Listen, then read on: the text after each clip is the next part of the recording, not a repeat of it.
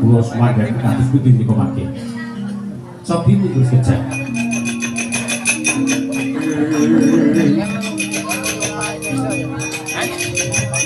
Dukaya sinipi kumedhut padon lati jejebeng awing ngowingis.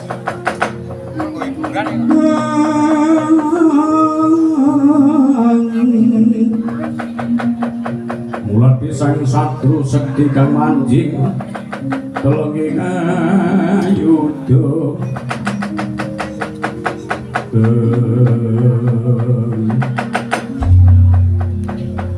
Raden Durgandana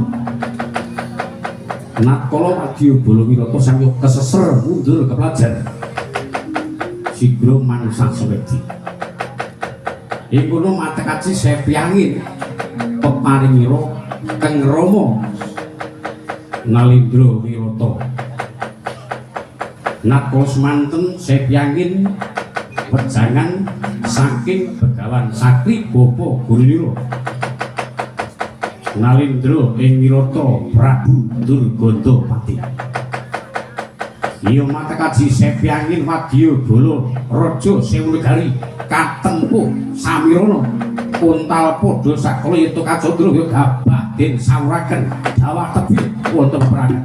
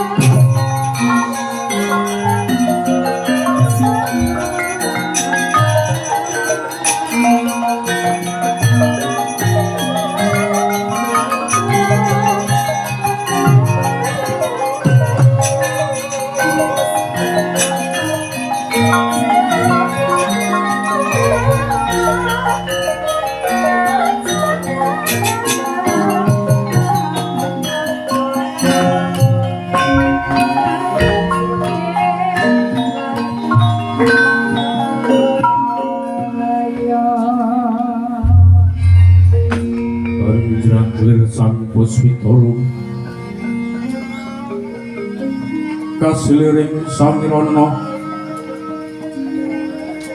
embre kungas gandaning sekar kedu kasliring samirana mandul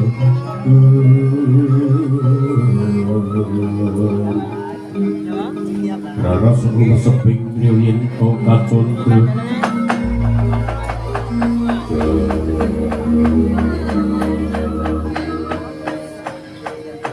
miwang sesmono ingkang lebih yusasmita ingsun yoganing sunggir Durgandana diparang jeneng sira ngadepi peperangan inggih awit sangetan sedal Kanjeng Rama kula pinangangan unggul sedanipun satemah Wadya Bala Raja Sewunegari menika mundur sedaya samya keperandangan mengsah dhateng putra mengkono nggih samya tapis tanpa tilas yen syukur bejo sing pantisien to jeneng sira dadi kekuatane kraton Wirata mengkono nggih mau jenengan kadaluwarsa Mbak Ayumu Durgandrigal Tututana sing tak kuwatirake ana apa-apa isaken dalem Kanjeng Rama Dwaji Katri gumulung mangkel panywadya magiri magiri runanggana runanggana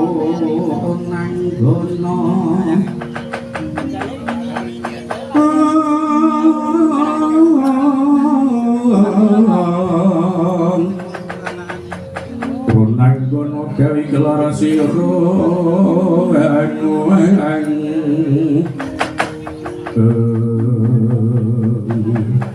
dadi mangkat pun tambah pangestu Kanjeng Rama sing ati-ati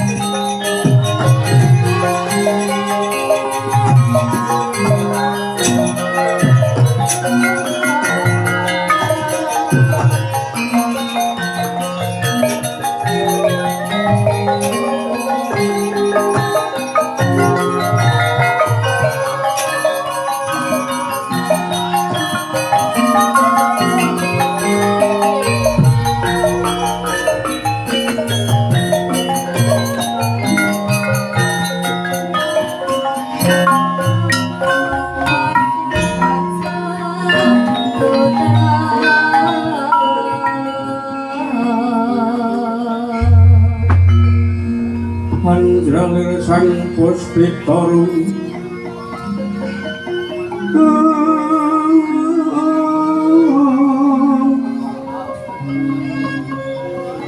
kasiliring samirana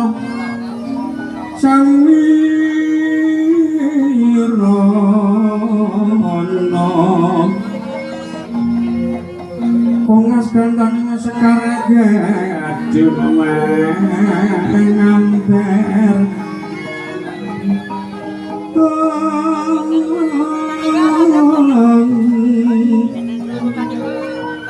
kasiliring samirana mando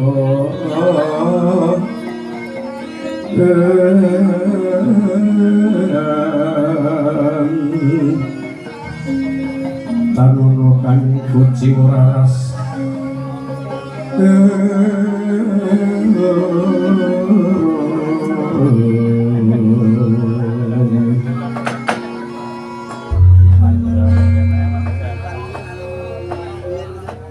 Amejewu kakang Gagak Seta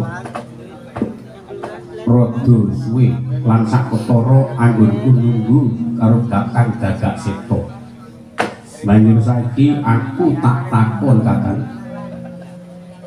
anggonmu sowan ana kraton Wirata matur ana ngarsane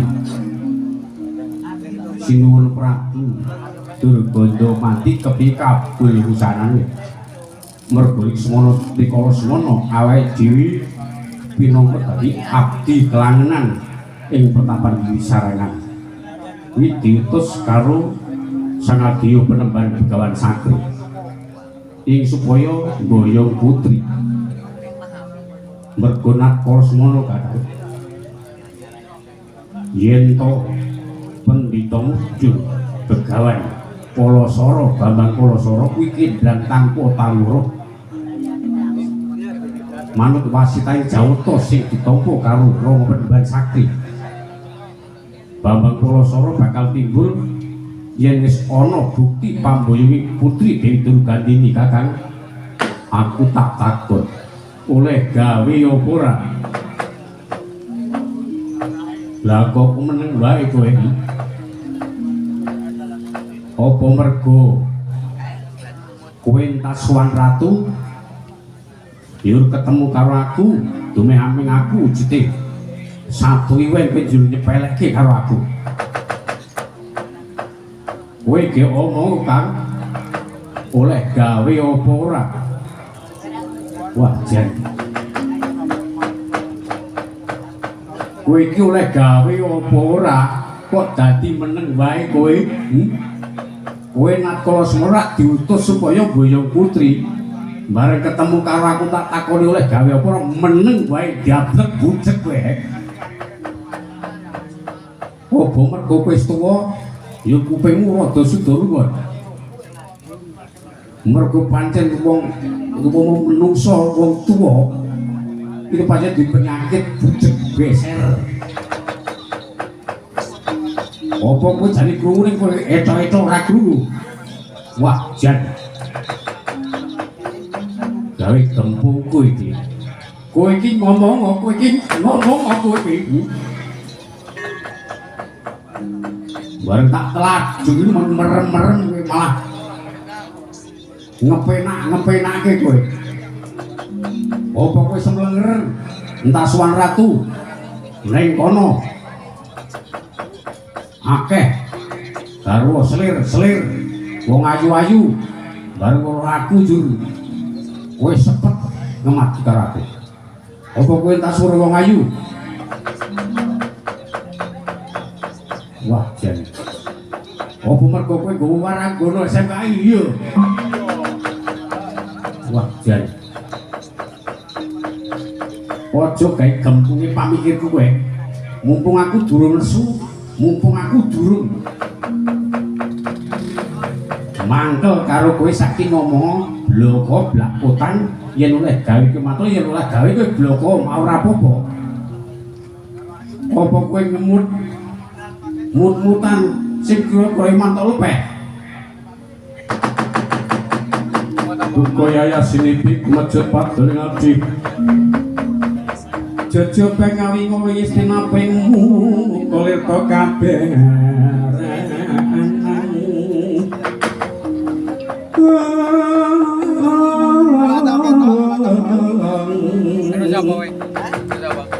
Pinto kacondro pinto kembang murawari pinto kedu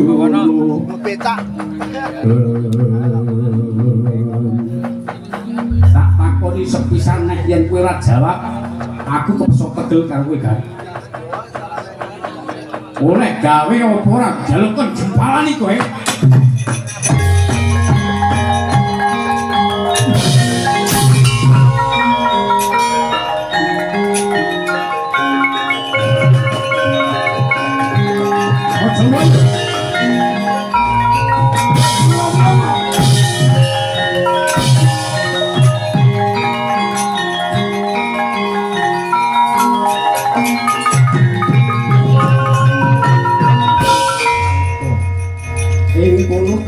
Gagak Seta Den Tladung kalian Kang Rahi Wulungan Doko awit ngono datang uninga yen to Kang Raka Gagak Seta itu sak nyatane wis oleh namung ing kono kersane sinuwun ing Wirata supados nemu suku kang isira Dewi Durgandini amung elok lapan ing kono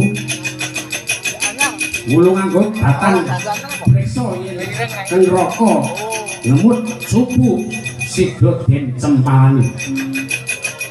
Gagak Seta rumaos sakit dalu-dalu rumaos kepeksa anggenipun ngemut supu saengga katladung ingkang pumasan.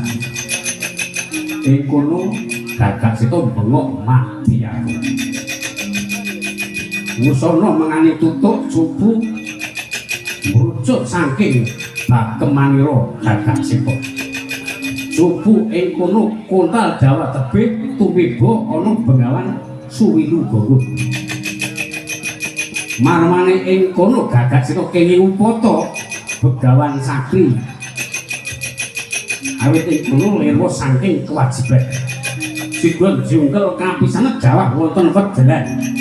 Saknyatane kala semanten Gagak Setaku kukila nyenggu jitra putih mulus sakwusnya manjing lumebu kelep wonten wedelan saengga dados ireng mulus.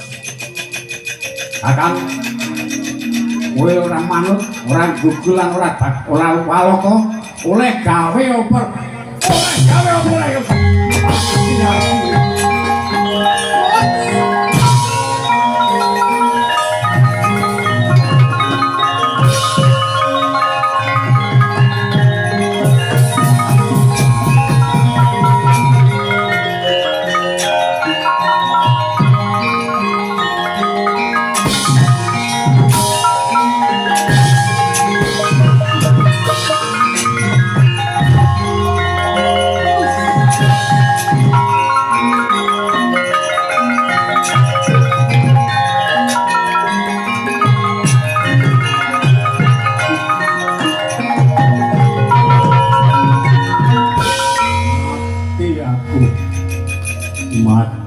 Aku di mati kepiye waladi adiku lungan njopo kok bodho temen kowe di bodho kepiye nakala semono awake dhewe gak tau kondo guneman nakala aku durung sowan ana kedhaton rata aku muni apa Deling-eling aku muni apa kok dadi kowe kelalenan. Nggono apa? Aku lali nggono apa? Lah kowe meneng gabet oleh gawe apa ora wangsulan. Bareng kowe saiki gelem wangsulan bareng kowe awakmu dadi rengurus kaya ngono. Aku kena upaka penemban sakri dadi rengurus kaya ngene. Monggo aku sak nyatane putih. Mergane kenapa to? Oh alah di. Aku ki jane wis oleh gawe wis ngemut cupu sing isine Dewi Durgandini. Rikala semana aku rak jarwo. Yen aku oleh gawe aku meneng wae mergo aku mbakem utawa ngemut cupu. Yen aku bisa guneman ateges aku ora oleh gawe. Lah kowe kok ora iso mikir to di?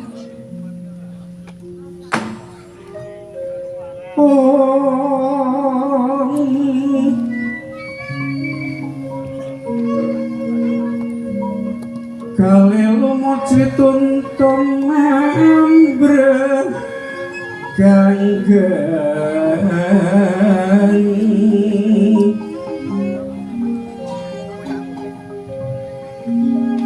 yen to mati aja sira dadi dewa ratu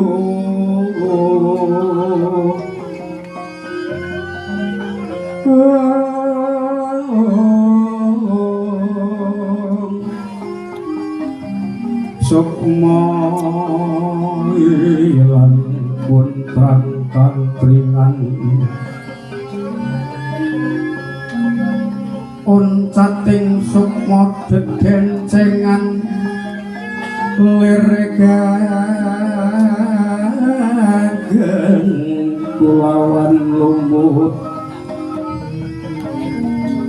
manutiling tirto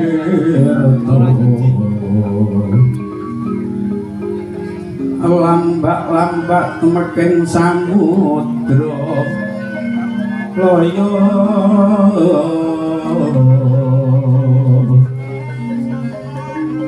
lebur kapiuping mondro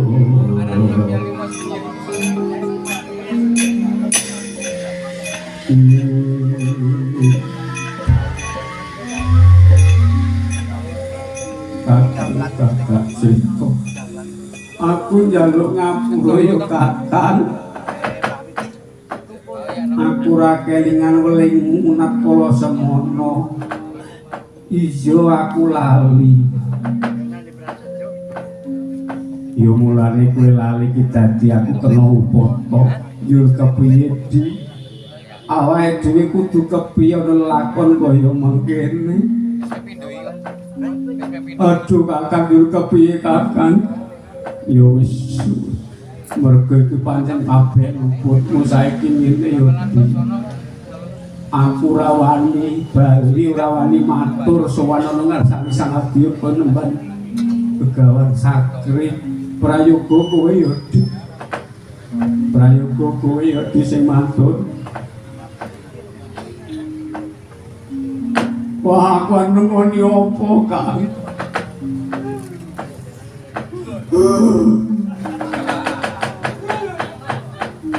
Yo karang wong lali kok di wong lali ki jane senajan luput ni jane ora jarang. Mula dieling-eling nek kelalenan ki nggawa notasi.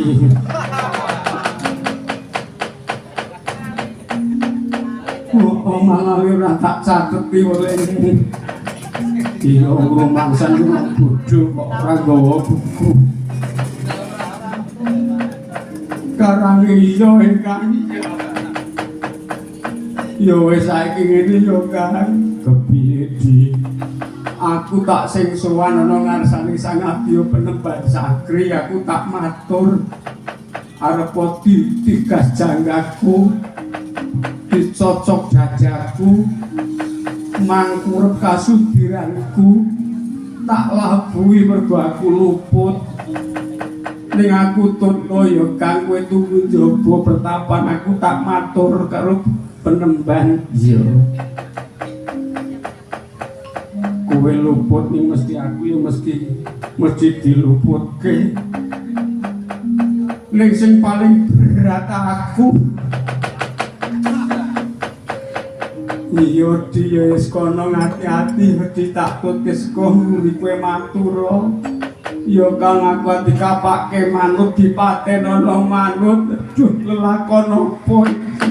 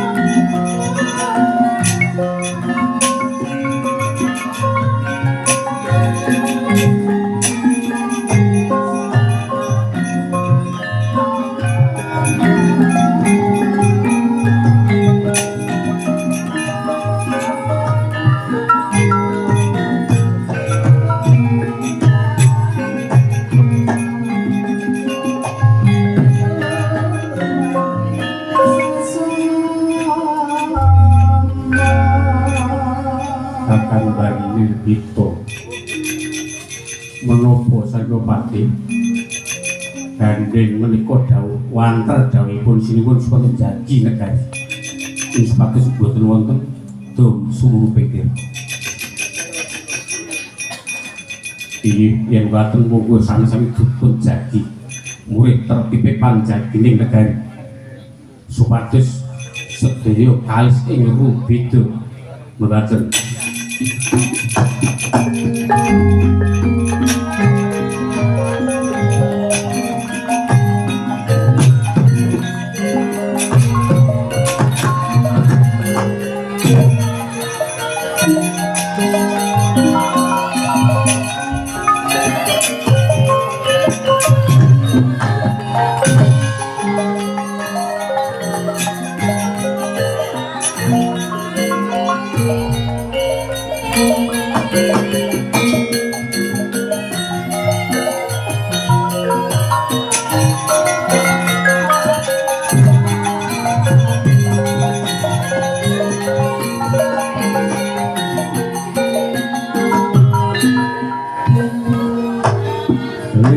mundel kawi pinangka sabeting cinaritan wit sapo ing kono adeking Bengawan Sumilu Gogo anu nggih Kyai Pandolo Kyai Nyai Pandolo ini pinten dalu tansah leluhur awit ing kono upadi rezeki kinayu lantaran Anjolo wonten tepining Bengawan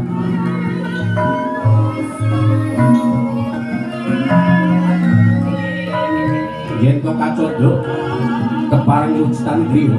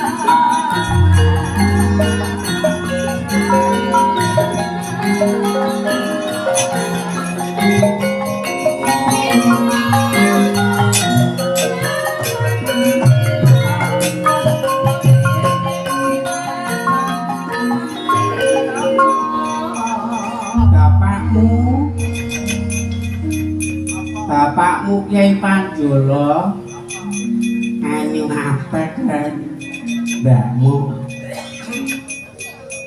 wong seprono seprene kok sing jenengane Jolo tanpa dinehi Pak menyang rong dina mengoleh cetha loro nganti 3 dina mengoleh wader loro cilik-cilik kaya golek gawean liya wae to makmu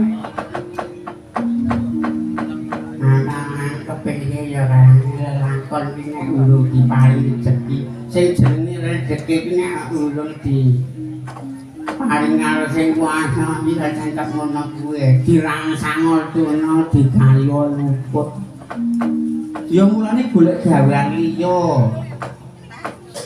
ngono kok dioyo-oyo lek ku ngiram-ngirim iki wis entek kirang beras pirang kilo urung nganti rada liwat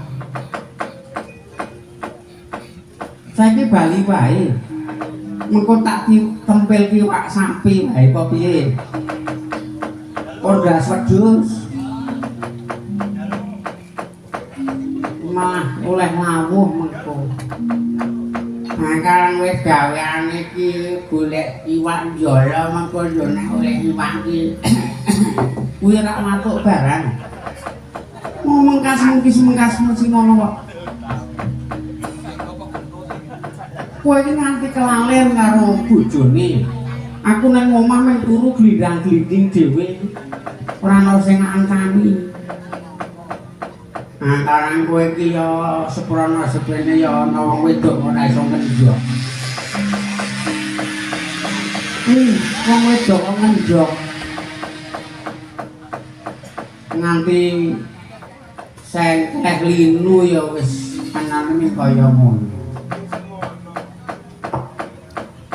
Mbok menawa durung diparing peputra ngono ora anak kowe anak tutuk anak jadal nak srantake rong-rong dina meneh mbok menawa mengko oleh bejaning awakku oleh rezeki muga didol karo juragamu yo kena nggo apa-apa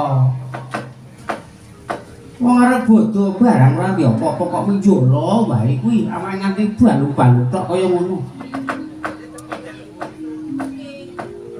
Sekel sak kirim panganan dijar sithik.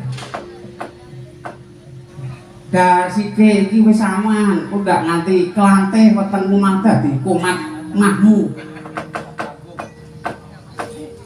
Ora kok tenor apa ora.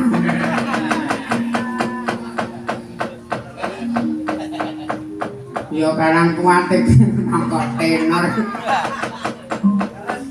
Saiki jar sithik aku ngaso. Oh iya, delek kowe.